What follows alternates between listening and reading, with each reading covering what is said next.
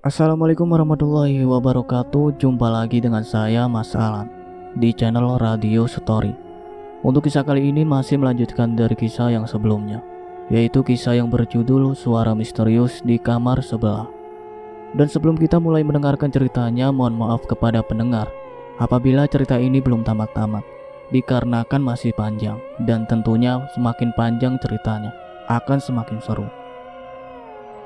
Jangan lupa untuk like, comment, subscribe channel ini dan nyalakan juga lonceng notifikasinya agar tidak ketinggalan cerita-cerita dari channel ini. Dan seperti apa ceritanya? Mari kita dengarkan.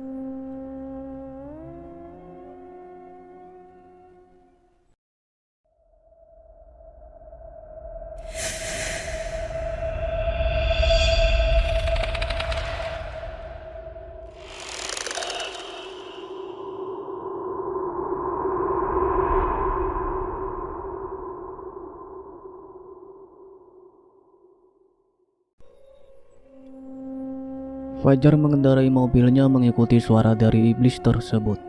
Hingga tak lama kemudian ia pun sampai di depan rumah sang dukun yang terbuat dari bambu dan kayu.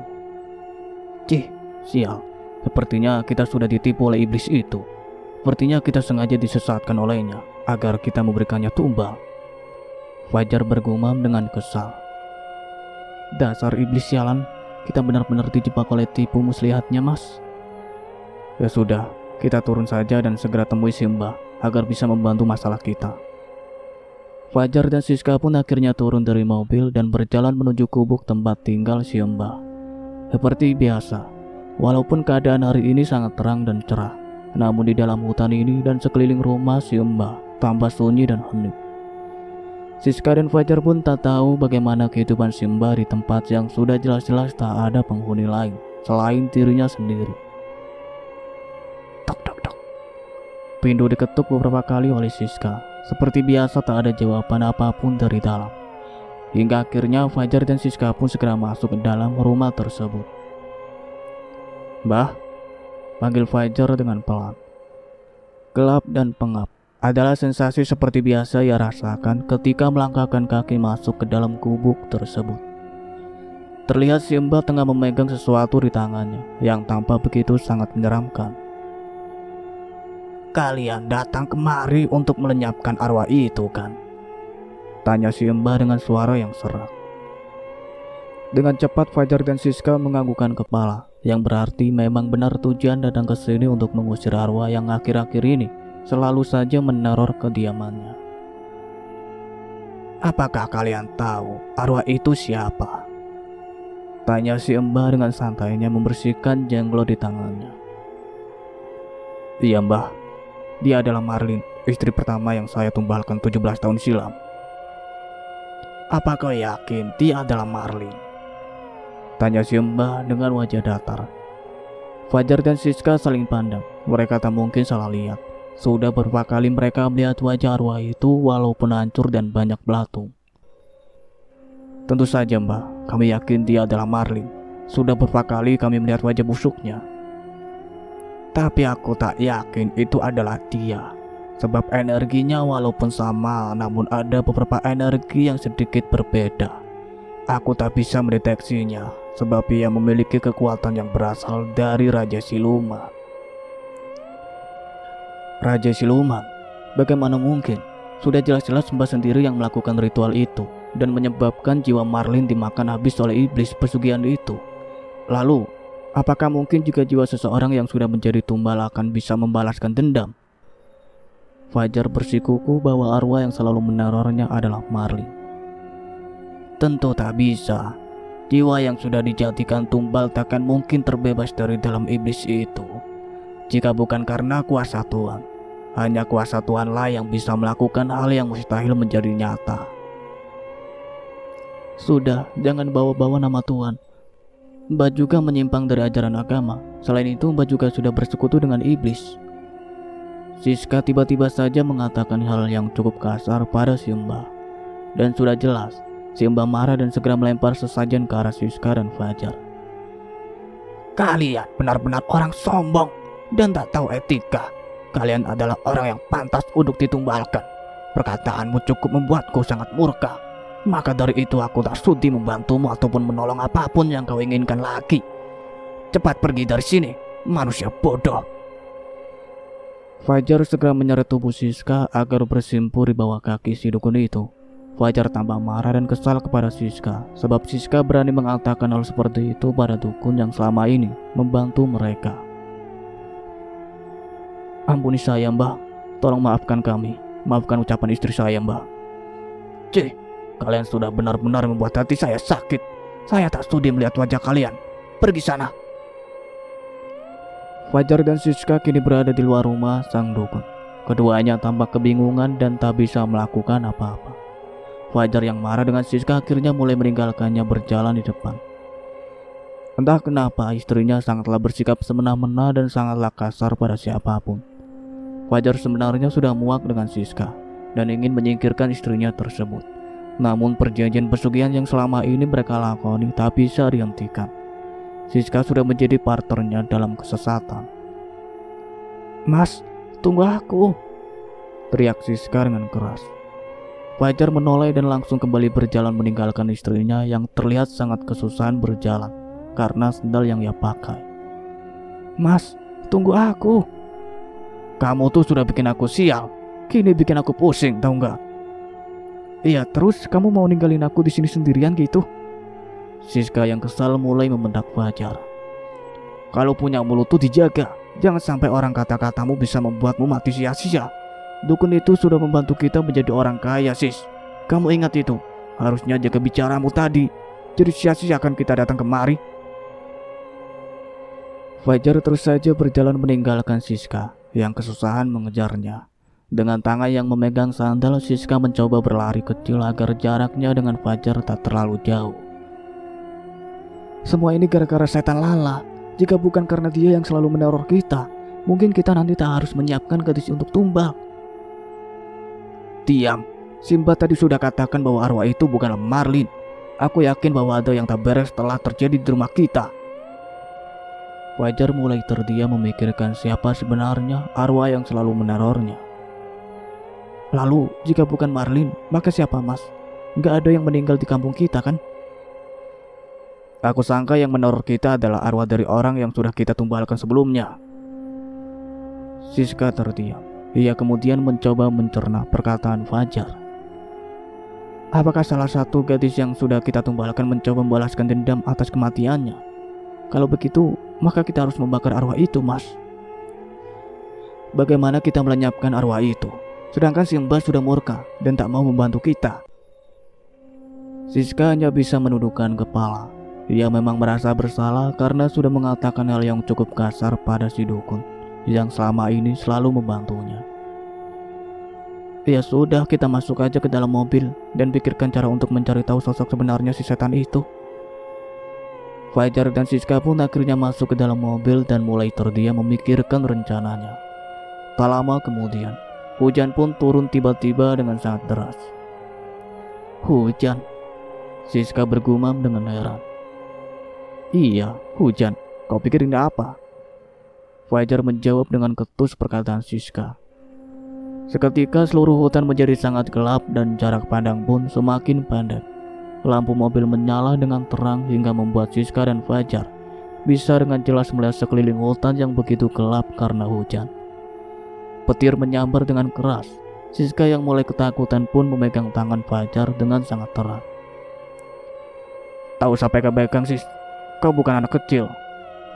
Dengan ketus ia menyingkirkan tangan Siska yang baru saja memegang tangannya. Siska mengambil ponsel di dalam saku celananya. Dia begitu terkejut melihat jam di ponselnya yang menunjukkan pukul 6 malam.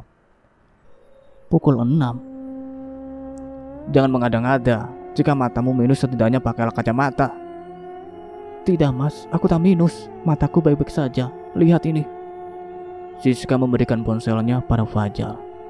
Jam di ponsel Siska memang menunjukkan pukul 6 malam. Ponselmu sudah rusak pasti. Fajar kemudian merogoh saku celananya dan dia pun terkejut ketika melihat jam di ponselnya sama menunjukkan pukul 6 malam. Ini tak mungkin, ini pasti salah. Kita harus pulang cepat, sis. Fajar menyalakan mesin mobilnya, namun tak bisa. Mobilnya mogok dan tak bisa menyala.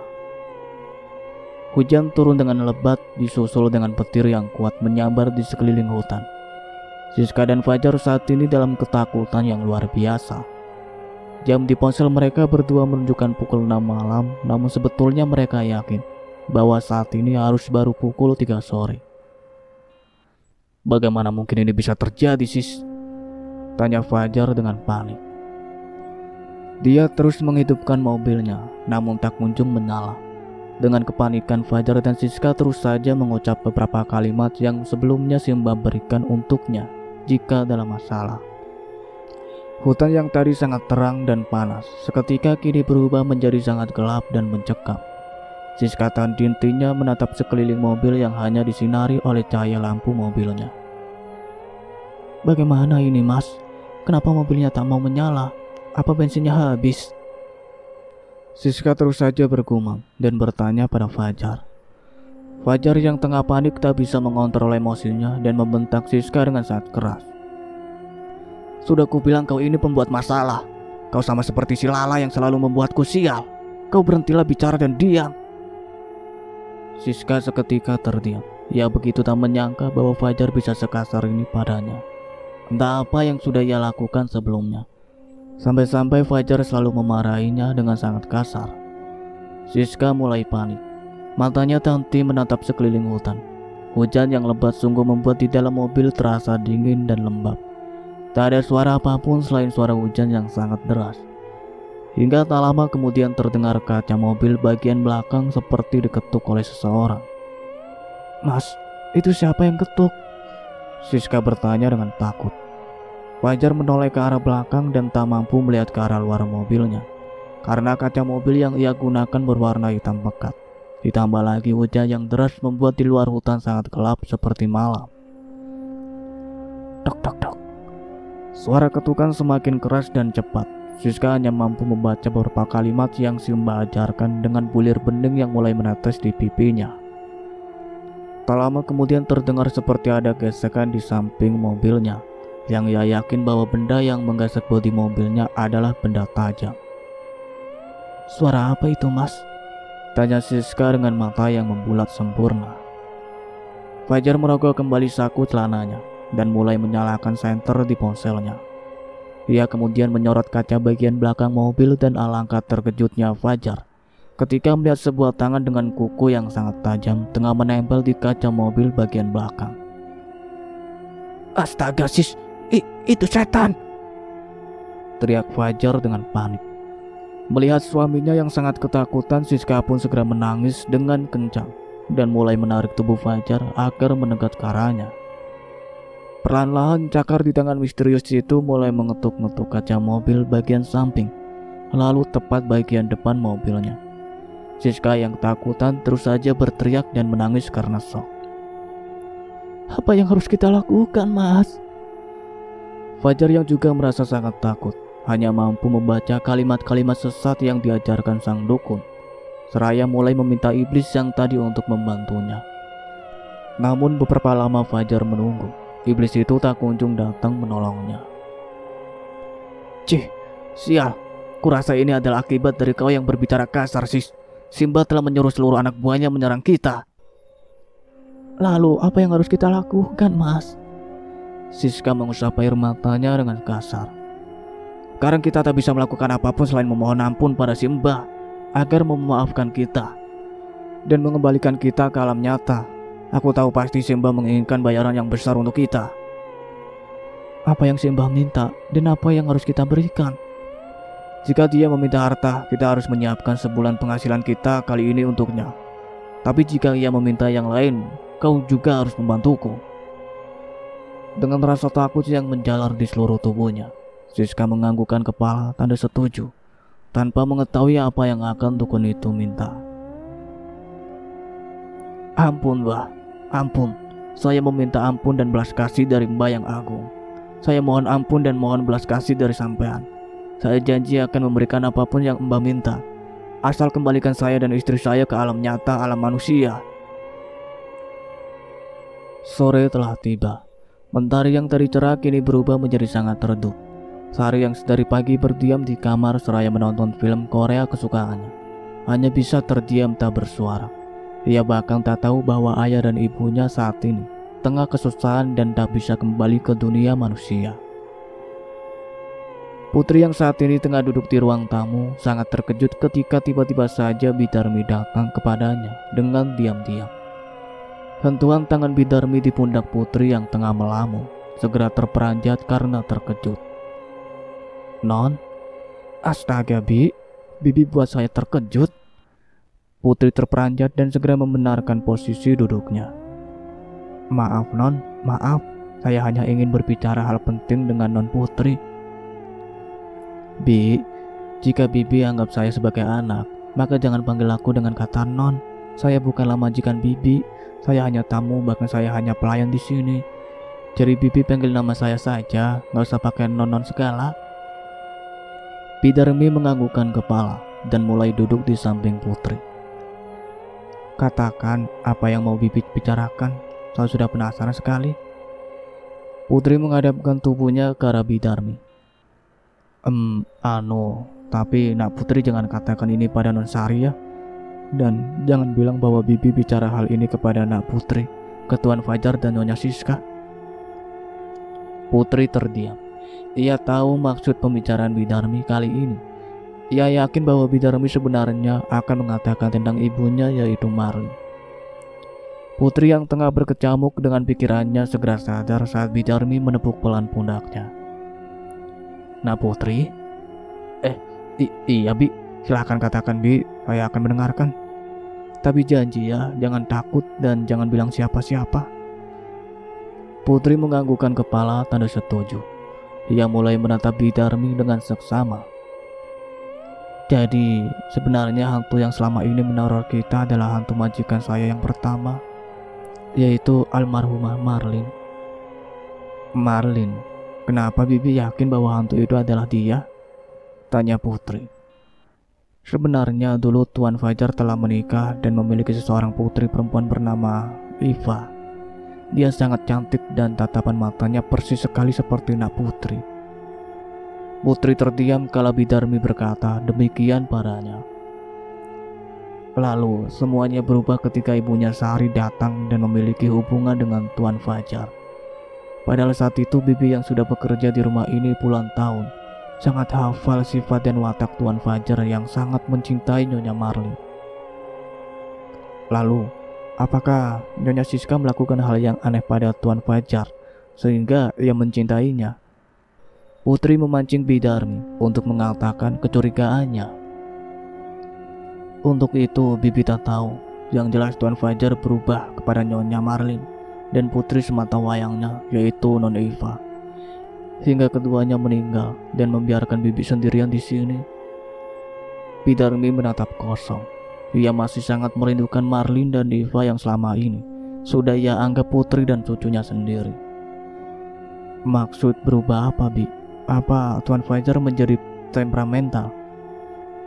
"Iya, Tuan Fajar menjadi sangat arogan dan pemarah. Ia bahkan beberapa kali memukul Nyonya Marlin ketika Non Eva tak sadarkan diri di rumah sakit." Putri terkejut ketika mendapatkan informasi bahwa ibunya mengalami kekerasan dalam rumah tangga selama jiwanya diambil oleh Raja Siluman. Ternyata hidup ibunya begitu hancur, bahkan Putri pun tak bisa membuat luka di hidup ibunya lebih baik saat itu. Tangan Putri seketika mengepal diiringi dengan matanya yang mulai berkaca-kaca. Maaf jika Bibi malah mengatakan masalah rumah tangga Tuan. Bibi sampai lupa ingin menceritakan arwah penasaran Nyonya Marlin." "Tidak apa-apa Bi, katakan saja semuanya. Aku ingin mendengarkan. Siapa tahu aku mendapatkan petunjuk dan membantu agar arwah itu tenang." Bidarmi menghela nafasnya dan mulai melanjutkan cerita mengenai pernikahan Fajar dan Marlin yang kian hancur akibat Siska. Namun satu hal yang Bidarmi tak ketahui, Bidarmi tak tahu bahwa Fajar dan Siska sudah melakukan pesugihan dengan iblis yang menyebabkan Marlin menjadi tumbalnya.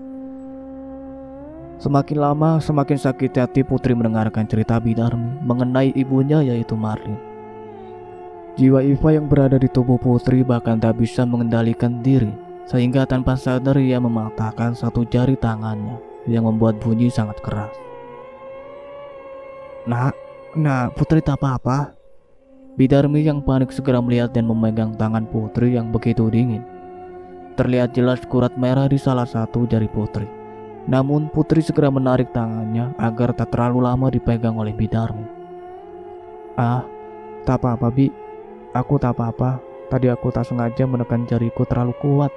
Aku baik-baik saja Bi. Putri segera menyembunyikan tangannya di balik pakaian yang ia gunakan. Bidarmi mulai merasa aneh dengan suhu tubuh Putri yang begitu dingin bagaikan es. Bahkan Bidarmi pun baru sadar bahwa warna kulit Putri begitu pucat dan tak seperti manusia pada umumnya.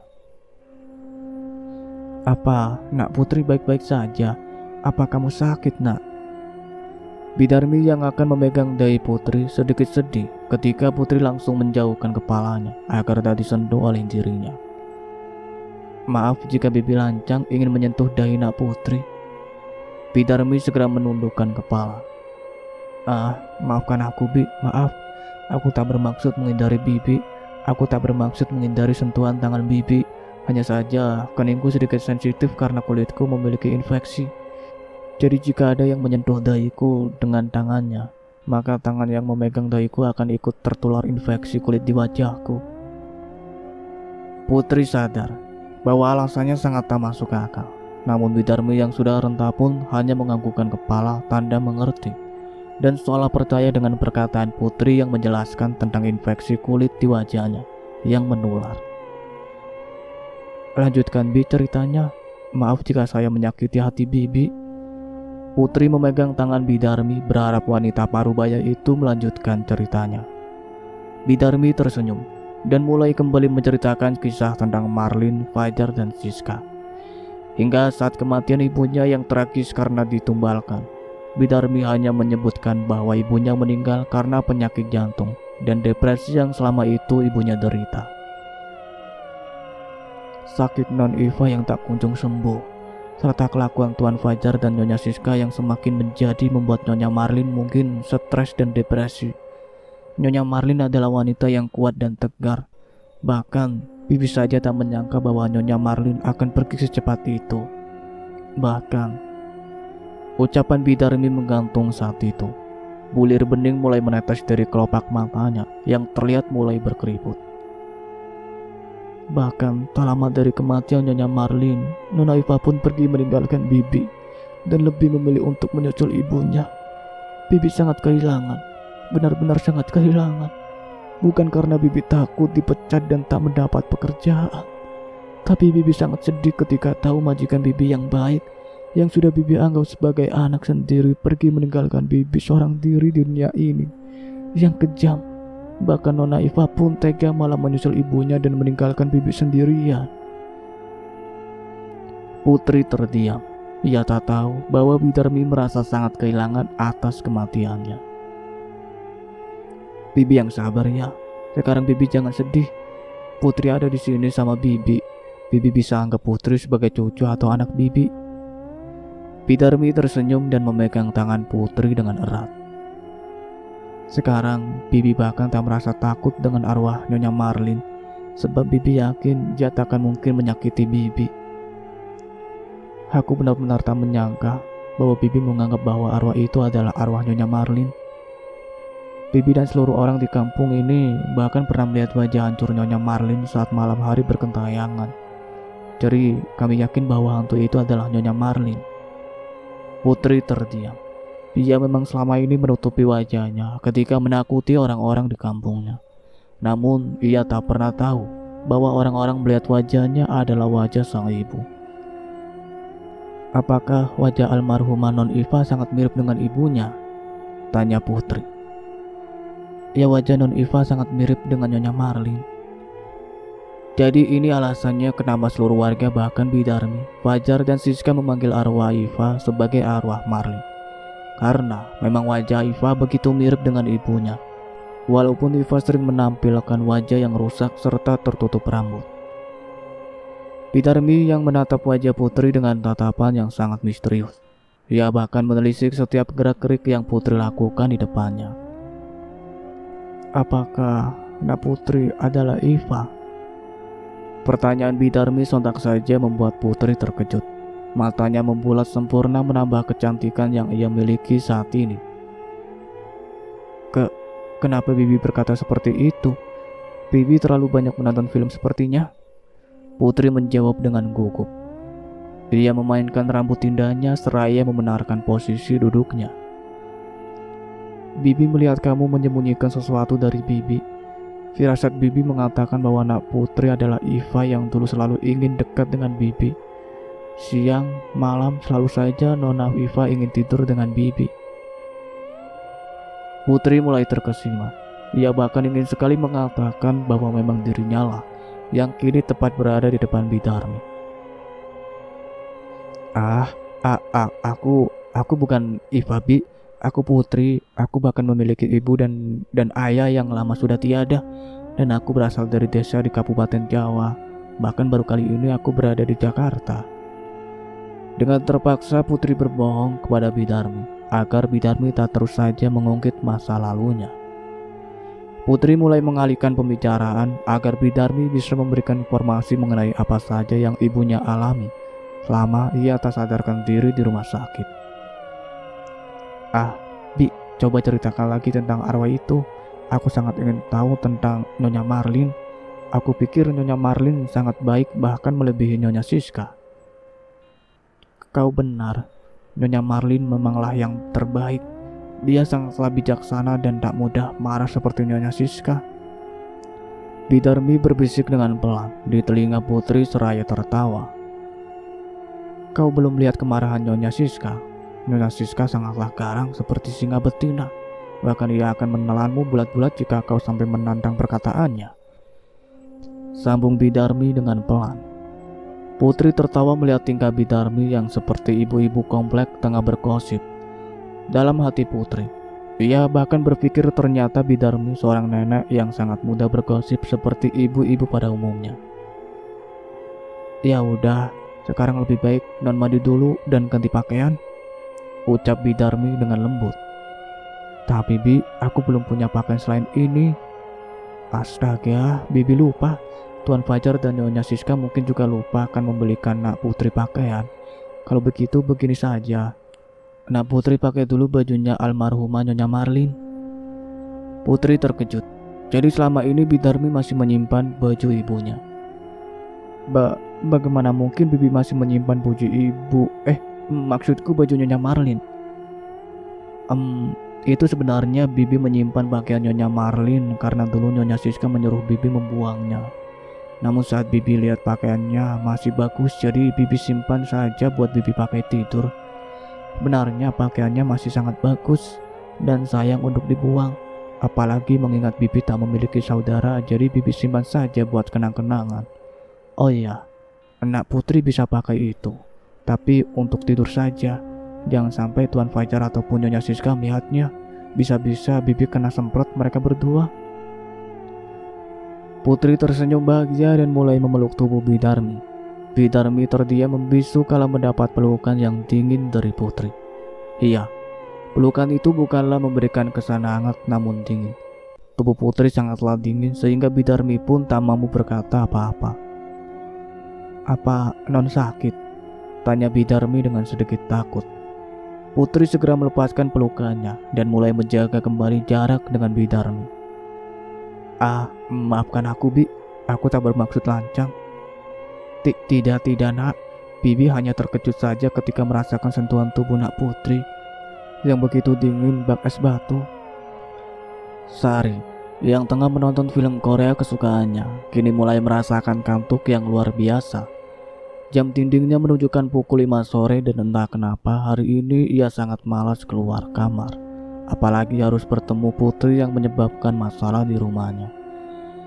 Kantuk yang dirasakan Sari perlahan-lahan membuatnya kalah. Ia terkantuk-kantuk sampai akhirnya mulai terlelap di atas kasurnya yang sangat besar.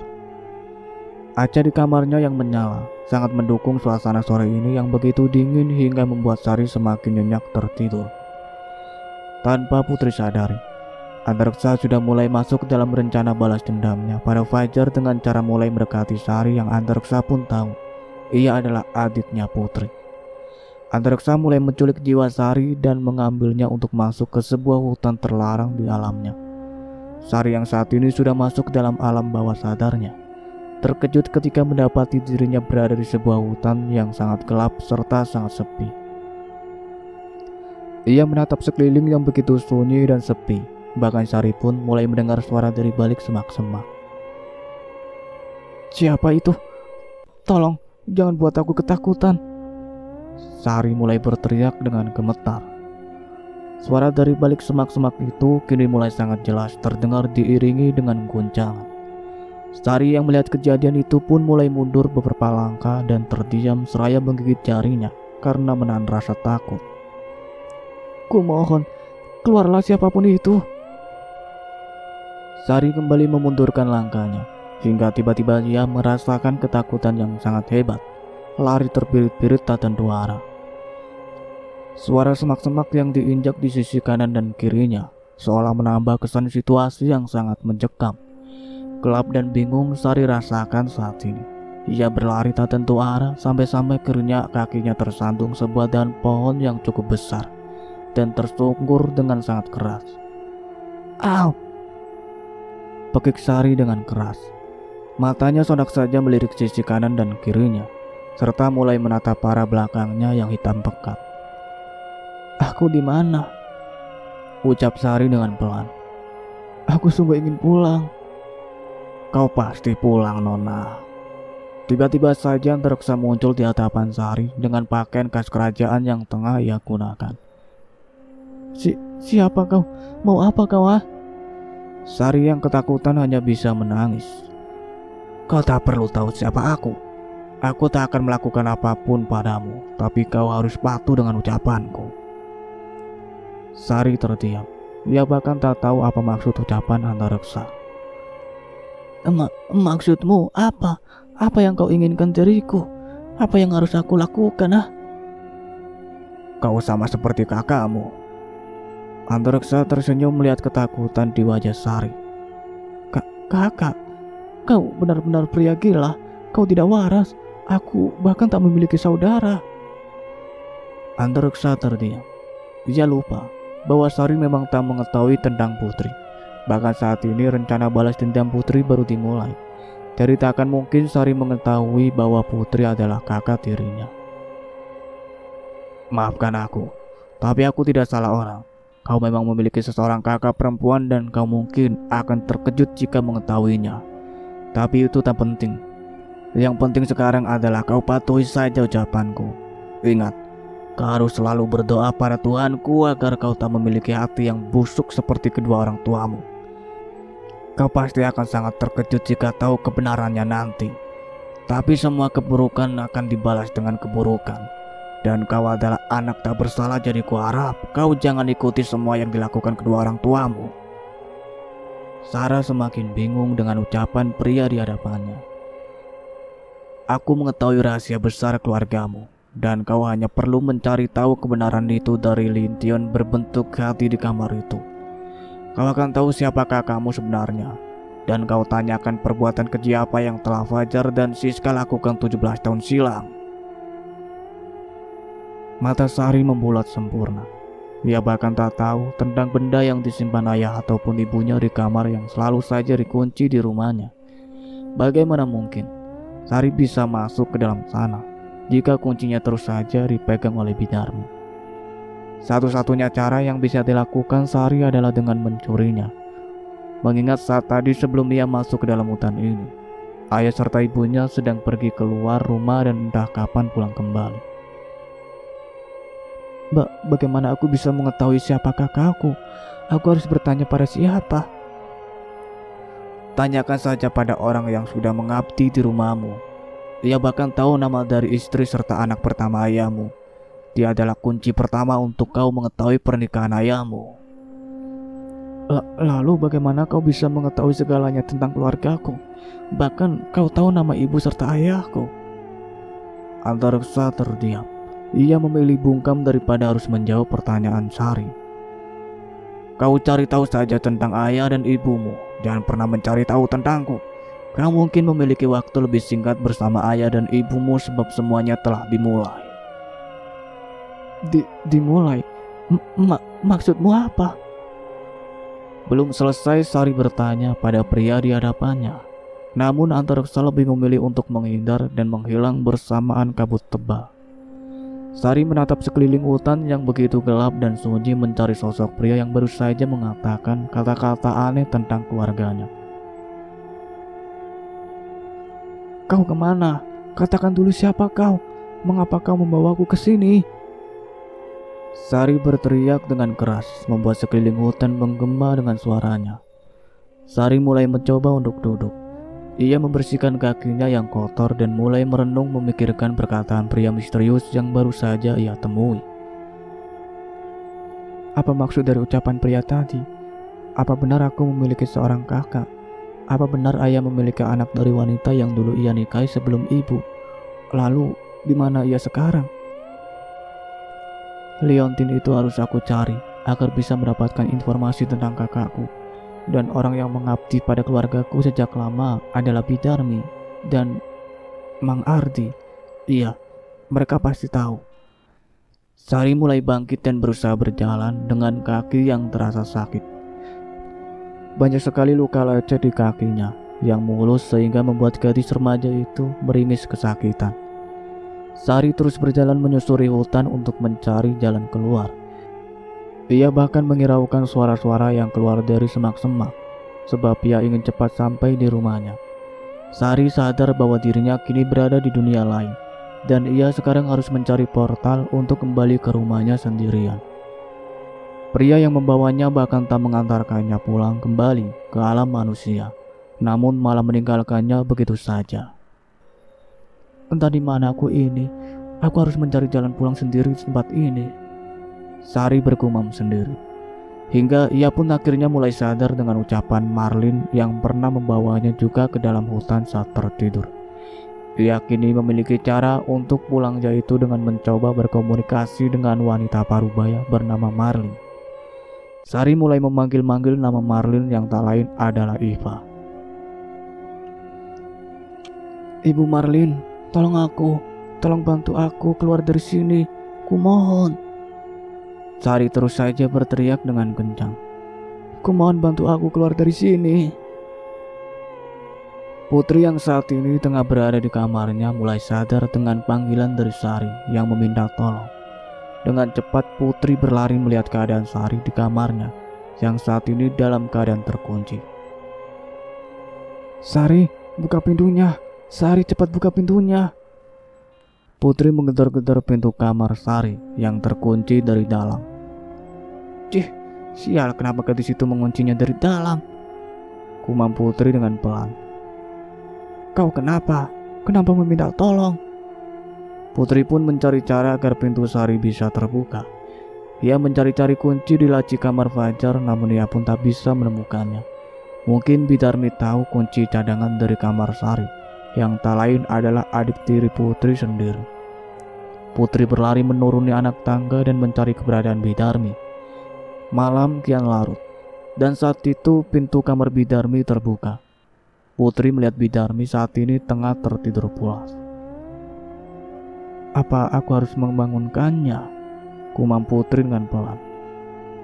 Tapi jika aku membangunkannya, mungkin nanti Bidarmi akan terkena masalah jika Sari kenapa-napa. Aku harus keluar dulu dari tubuh ini.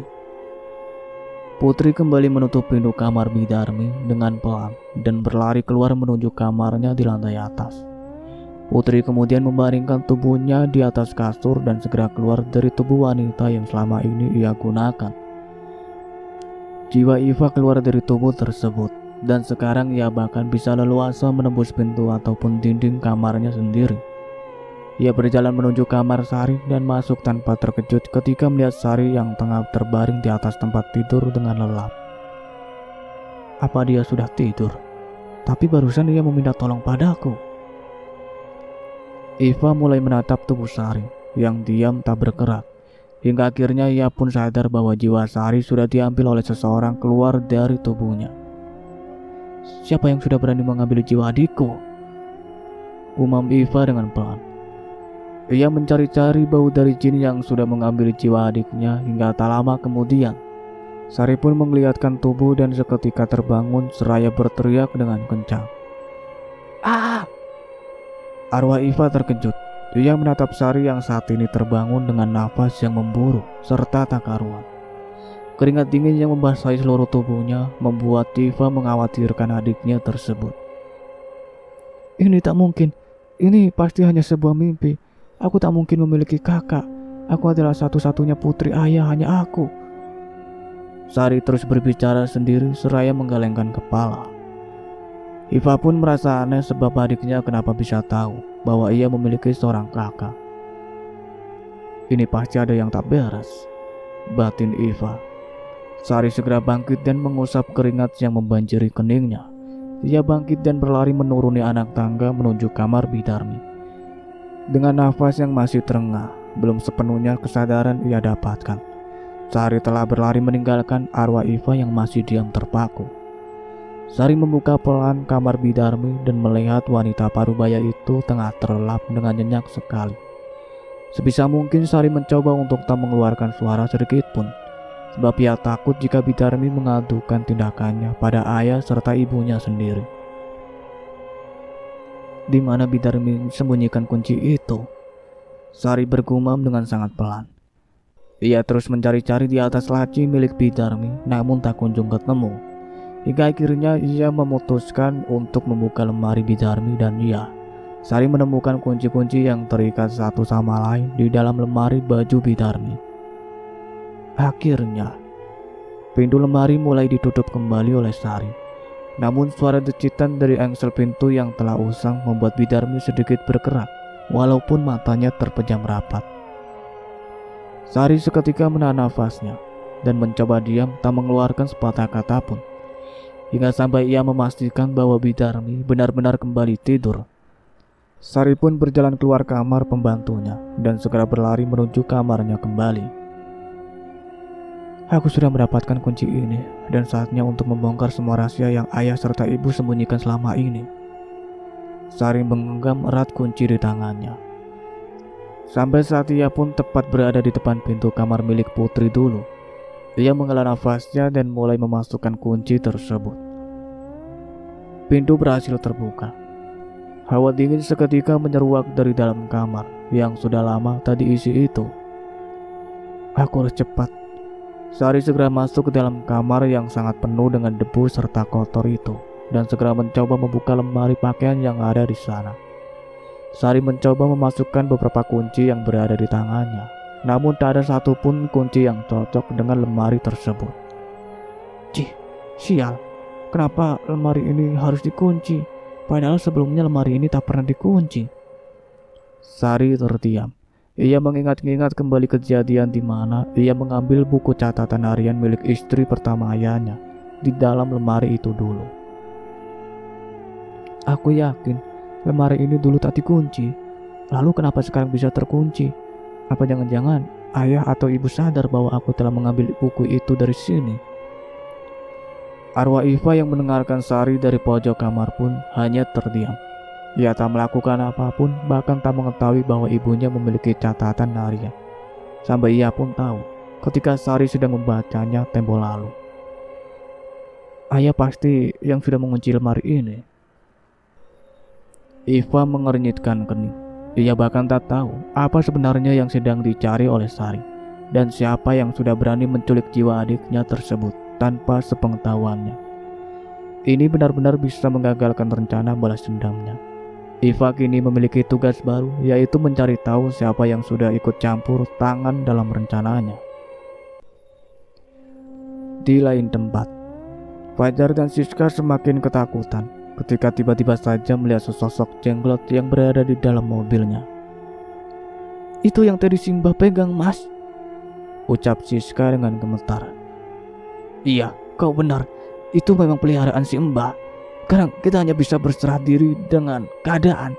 Simba entah memaafkan kita atau tidak. Siska dan Fajar memejamkan mata sampai tak lama kemudian. Siska menjerit dengan kencang sebab ia merasakan ada makhluk kecil yang masuk ke dalam rok yang ia gunakan. Mas! Fajar spontan membuka matanya dan melihat sebuah makhluk sedang bergerak di dalam rok istrinya. Tanpa pikir panjang, Fajar mengambil kunci Inggris dan memukul makhluk itu supaya keluar. Siska yang merasa takut pun berdiri dengan susah payah dan mengibaskan roknya sehingga makhluk itu pun keluar dengan mulutnya yang sudah dipenuhi oleh darah. "Apa itu, Mas?" teriak Siska. "Kurasa Simba mengirim makhluk itu untuk memberinya makan dengan darahmu. Dan kurasa jenglot itu sudah menghisap darahmu, Siska." Siska segera mengecek bagian kakinya dan benar saja. Di bagian pahanya sudah ada tapak bekas gigitan yang sangat kecil. Namun anehnya, ia tak merasakan sakit ataupun perih. "Bagaimana ini, Mas? Apa aku akan mati?" "Tidak, ini tak boleh terjadi. Aku tak mau mati." Siska menangis dengan keras, membuat Fajar bingung dan frustasi. Fajar segera memegang bahu istrinya dan mulai mencoba menenangkannya.